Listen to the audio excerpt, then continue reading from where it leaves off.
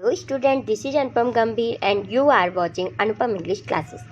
Student, आज के इस वीडियो लेक्चर में class 12th English flamingo book से जो कि प्रोज का एक सेक्शन है, ये बुक से चैप्टर 1 द लास्ट लेसन, जिसके राइटर अल्फोंस डॉडेट हैं, इसके हम समरी कवर करेंगे।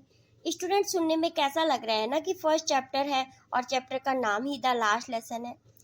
तो स्टूडेंट, ये चैप्टर उस समय का है जब फ्रांस और पर्शिया, जो आज जर्मनी कहा जाता है, उन दोनों के बीच में एक वॉर हुआ था 1870 एंड 1871 के बीच में, जिसमें फ्रांस हार गया था।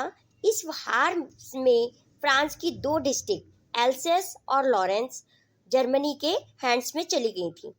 तो एल्सेस में 40 ईयर्स से पढ़ा रहे एक स्कूल टीचर मिस्टर हैमेल का यह लास्ट लेसन है, क्योंकि बर्लिन से ऑर्डर आ चुका है कि नेक्स्ट डे से एलिस और लॉरेन में नेक्स्ट डे से जर्मनी पढ़ाई जाएगी, जर्मन भाषा पढ़ाई जाएगी। और सभी फ्रेंच टीचर्स से कह दिया गया था कि उन्हें स्कूल को छोड़कर जाना होगा।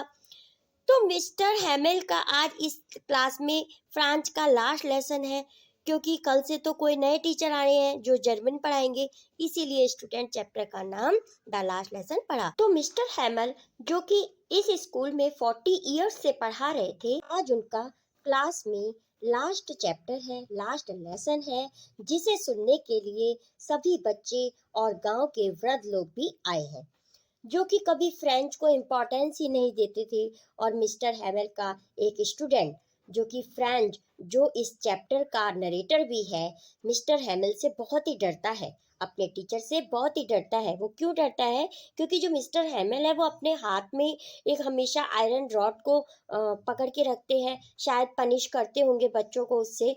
तो जो फ्रांज है, एक स्टूडेंट है उनका, वो उनको देख के अपने टीचर से बहुत ही डरता है और ढंग से वो फ्रेंच को कभी भी अच्छे से पढ़ता भी नहीं। ऐसे ही फ्रेंच क्लास के अंदर आया, वो क्लास के साइलेंस को देख के बहुत ही हैरान हो गया। तो स्टूडेंट, ये छोटा सा ओवरव्यू था जो हमने देखा। तो अब स्टार्ट करते हैं चैप्टर की summary. The last lesson story का नरेटर एक फ्रेंच बॉय फ्रांज है, जो कि मिस्टर हैमल का स्टूडेंट है। फ्रांज लेजी बॉय है, लेकिन इमोशनल सेंसिटिव भी है और उसे खेलना बहुत ही पसंद है। फ्रांज को फ्रेंच पढ़ना बिल्कुल भी अच्छा नहीं लगता, तथा वह अपने फ्रेंच टीचर मिस्टर हैमल को भी वह बिल्कुल भी पसंद नहीं करता, क्योंकि मिस्टर हैमल से वो बहुत ही डरता है। अब बर्लिन से ऑर्डर आ चुका है, फ्रांस की 2 डिस्ट्रिक्ट्स में एल्सेस एंड लॉरेन में आज के बाद फ्रेंच नहीं पढ़ाई जाएगी, क्योंकि ये जर्मन के कब्जे में चली गई हैं दोनों डिस्ट्रिक्ट। अब वो उनका कहना है कि इन दोनों डिस्ट्रिक्ट में आज के बाद जर्मन पढ़ाई जाएगी, फ्रेंच के टीचर्स को भी यहाँ से जाना होगा। इसलिए मिस्टर हैमल की ये लास्ट क्लास है फ्रांच की, इसीलिए चैप्टर का नाम भी द लास्ट लेसन ही रखा गया। अब क्योंकि मिस्टर हैमल का यह लास्ट डे है स्कूल में, इसलिए वे बहुत दुखी हैं और 40 इयर्स से पढ़ा रहे हैं इस स्कूल की सभी यादें भी उनके साथ जुड़ी हुई हैं और सब बातें उनके माइंड में आ रही है। वे इमोशनल भी बहुत हो जाते हैं, क्योंकि कल से स्कूल में उनकी मदर टंग को नहीं पढ़ाया जाएगा। स्टूडेंट्स, अब क्योंकि मिस्टर हैमल जो टीचर है 40 ईयर से इस स्कूल में, वो कल से जाने वाले हैं, तो मिस्टर हैमल को रेस्पेक्ट देने के लिए गांव के सभी बुजुर्ग भी लास्ट लेसन पढ़ने आए हैं।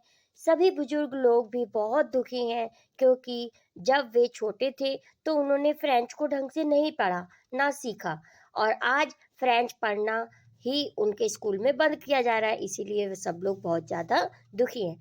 जैसे ही फ्रांच क्लास में आता है तो शॉक्ड हो जाता है यह देखकर कि यह लास्ट क्लास है फ्रेंच की और आज के बाद कभी भी स्कूल में फ्रेंच नहीं पढ़ाई जाएगी। वो फ्रेंच जो कि उनकी मदर टंग भी है, और वो सोचता है कि मैंने कभी भी फ्रेंच को ध्यान से नहीं पढ़ा, लेकिन आज अचानक से फ्रांच को सब समझ में आने लगता है। जो कुछ भी मिस्टर हैमल क्लास में पढ़ा रहे हैं सब कुछ फ्रांच समझने लगता है और सोचने लगता है कि ये मेरी शायद गलती रही है, जो कि मैंने फ्रेंच को अच्छे से नहीं पढ़ा। और आज वो बहुत ही इंटरेस्ट दिखाने लगता है क्लास में। सोचने लगता है कि ये तो इम्पॉसिबल है कि जर्मन लोग हमारी लैंग्वेज बंद कराकर अपनी ज़बरदस्ती लैंग्वेज हम पर थोप देंगे।